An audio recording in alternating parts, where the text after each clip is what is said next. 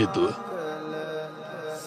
මිනිස්සුන්ගේ ඔය තිබ්බාය කියන මට තියනවා කියන එක තුලින් කවදාවත් සනසිලා ඉවර වෙන්න පුළුවන්. සල්ලි තියෙන මිනිස්සු කොච්චර දුක් විඳිනවද පින්නතුනේ. හිතාගෙන ඉන්නවනම් තිබ්බනම් හරි කියලා එහෙම එකක් ඇති වෙන්නේ නැහැ කවදාවත්. මුදල් වලින් අවශ්‍යතාවයවත් පිරිමහ ගන්න බැරි දවසක් එනවා. ආසාව නෙමෙයි.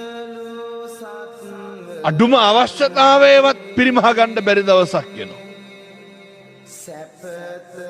එනිසා ඔය හරි පරිස්සම් වෙන්න. අපි පරිභෝජනය කරන දේවල් තුල සාධාරණත්වයේ අවංක භාවය වෙළඳාම කරනකොට උනත් එහෙම. අපි හිතමුකෝ දැන් අනිසි ලාභ අනිසි ප්‍රතිලාභ වෙනදුනේ කවදාවත් බලාපොරොත්තු වෙන්න එපා. සමහරු ඇතුන් දෙන්න අමුතුවෙන් කියන්න දේවල් නැහැ. උපරිම සාධාරණත්වයේ කියන භාග්‍යවතුන් වහන්සේ මුදල් වේදම් කරන්න ඕන විදිය හම්බ කරන්න ඕන විදිය දේශනා කරනකොට උන්වහන්සේ දේශනා කරන වෙළඳාම තුල වෙළඳ දැනගන්න ඕන ගන්න ගන්න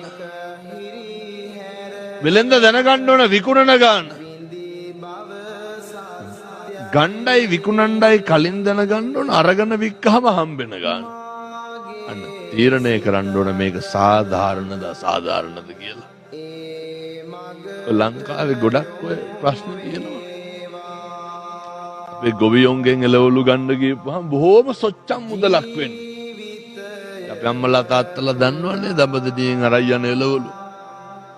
ඒවා කඩෙන් ගන්න ගියාට පස්සේ දරා ගන්න බැරි මිලක් එනවා. අන්න සාධාරණත්වයක්. ගොවියට සාධාරණෙකුත් නැහැ පාරිභෝගිකයට සාධාරණෙකුත් නැහැ. ඒ තමන් හම්බ කරන දේ සාධාරණ වෙන්න ඕන. තමන් පරිභෝජනය කරන දේ සාධාරණ වෙන්න ඕන. පින්නත් නේ එතකොට තමයි අත්ති සුඛය ඇති වෙන්නේ. මිනිස්සු තුල තියෙන්න ඕන පිහිටන්න ඕන එකක් තමයි භෝග සුඛය. ඒ තිබ්බටම බෑ අර දහඩියෙන් මහන්සියෙන් හරි හම්බ කරන ඒවා. ඔය දැන් බුදුහාමුදුරුවෝ දේශනා කරනවන්නේ බොහොම වැදගත් පත්තකම්ම සූත්‍ර දේශනාව තුල එහෙම. ඒවර ගොඩ ගහලම බෑ. සනසීම කියන එක තියෙන්න ඕන මම්මගේ බිරිඳට, දරුවන්ට, ඥාති සංග්‍රහයට, යාළු මිත්‍රාදීන්ට මේ දේවල් මගෙන් සිද්ධ වෙනවායි කියන හැඟීම තියෙන්න ඕන. අර තියනවා වගේම එතකොටනේ පින්නතුනි සැනසීම තියෙන්නේ.